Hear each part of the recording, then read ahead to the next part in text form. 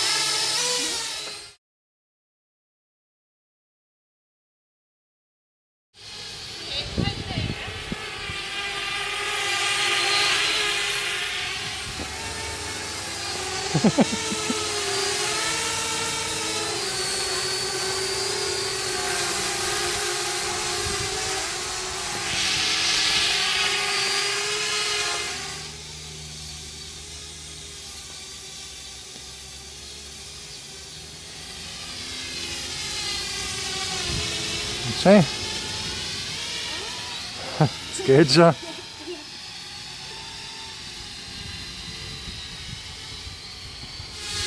Geht schon, ja, der Land.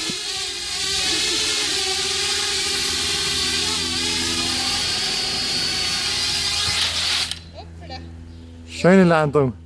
Perfekte Landung. Sehr schön. Aufnahme stoppen. The little Bebop here is really simple. I put on the protective gear, so if you bump into a wall, nothing will happen. And after she flew a few packs, I tried to fly my training ground industrial garage first with the Bebop and then with the MiniQuad, and you see the difference.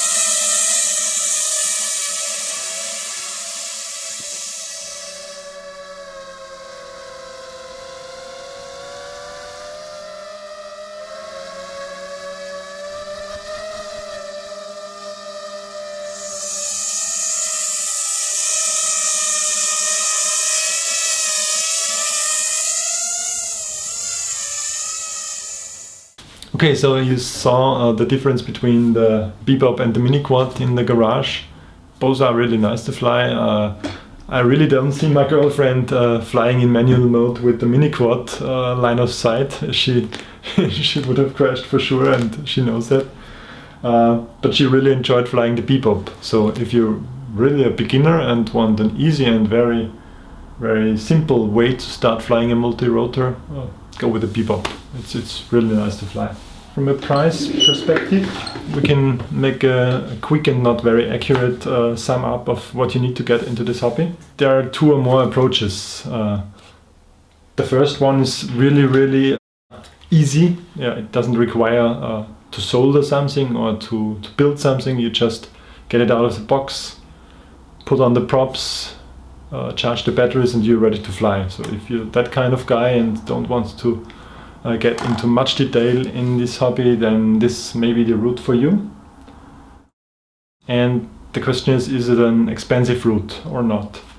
So you can either get just the Bebop for 500 euros and then steer it via your tablet or your phone. But that just doesn't feel as comfortable as I would like it to.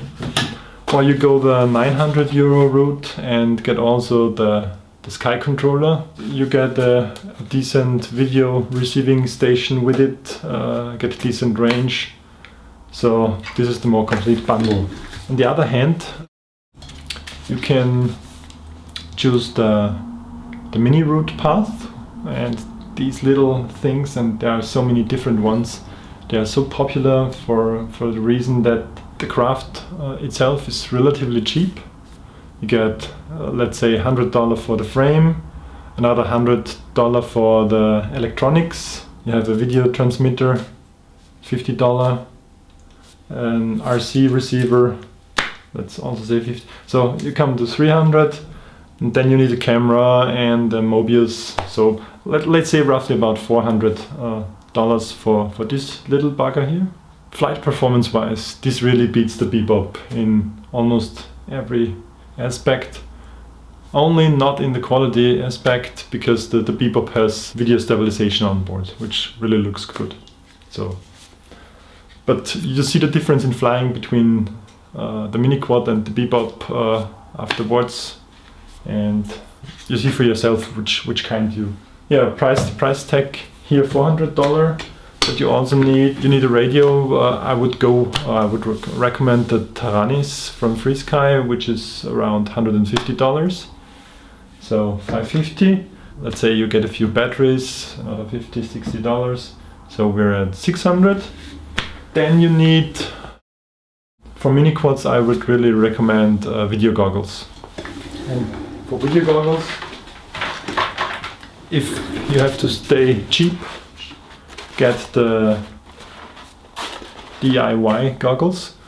But as I said in my last video regarding this one, you have to find a display that doesn't blue screen. I once flew with these goggles with a MiniQuad, and it really is an awesome picture and it's really nice. But I had short time frames where I didn't see anything, and that's deadly with a MiniQuad. I didn't crash because I was in the air, but yeah, you just don't feel comfortable if you know that this thing can black or blue screen on you while you're flying. So we have to get sure. One user told me that you can install a minimum OSD, and the OSD you can turn off everything, but it just will make sure that you have no blue screen. It's a $15 solution. I will have to try this later this year. Just too many projects at the moment. That sounds good. The easier way would be to find a good and decent display like this one, but also have no blue screen in there. Yeah. This is the cheap way to get a goggle. The other way to get goggles is, as per my recommendation, Fairchild's Dominator HD or Dominator V2. So they are the expensive part of this hobby, but at the moment I didn't see anything better than those goggles from Fairchild. I really enjoy flying with the Dominator HD with the integrated receiver. It's just so convenient. You have your goggles with you, you have a recorder in it, and you just take your transmitter, the goggles, and this little MiniQuad, and you have everything you need. So you have a very compact solution. And what costs do we have here?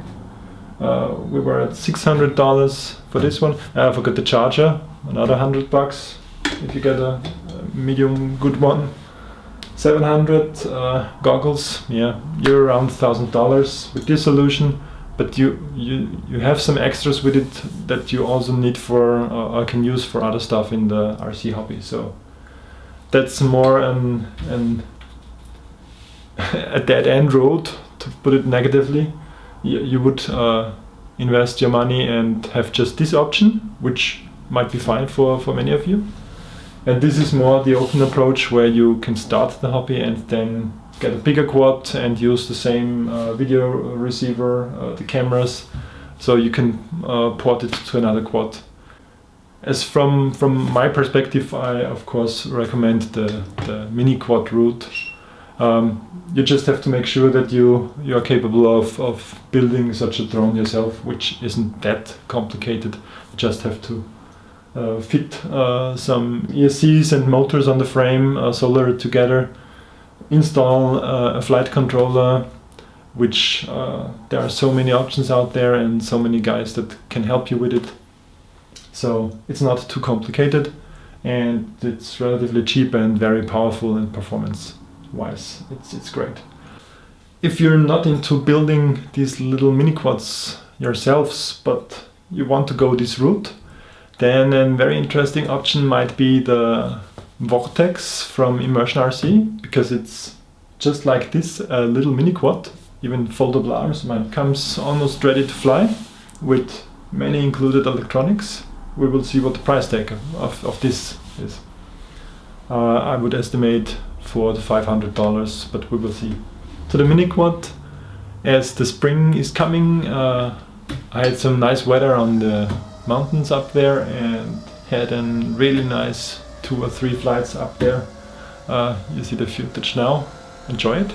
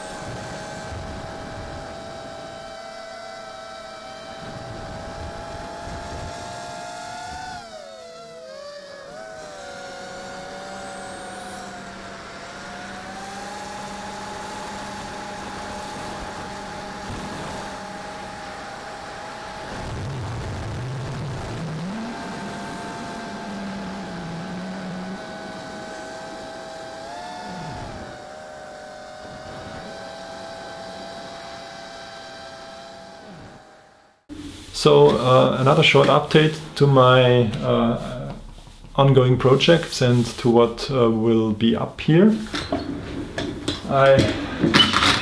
Inspired by Bruce Simpson, hello Bruce, from RC Model Reviews, I wanted to take a closer look at electronics and at interferences and at things that happen between your transmitter and your receiver. I also have this little RF Explorer spectrum analyzer thingy that can scan below 1 GHz, and with the second module it can scan 2.4 GHz, which is a nice option to scan the air.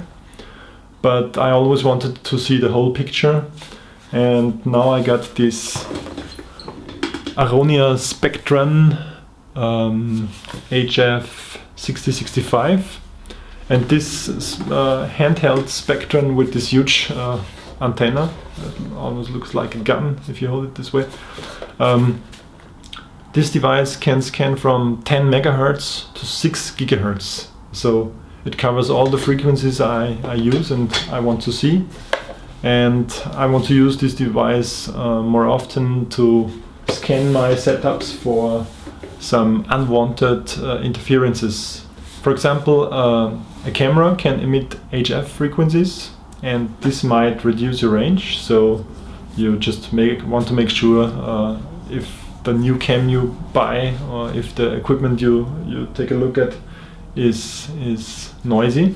I will make, once I'm comfortable with using this device, this very capable device, I will make a review about this one. At the moment I'm just playing around with it, but you really have to get involved with how to look at frequencies. The usage of the device is not super complicated, but you have to have some background knowledge. The other thing we have over here is the Ghost. I did 2 reviews or 2 videos already.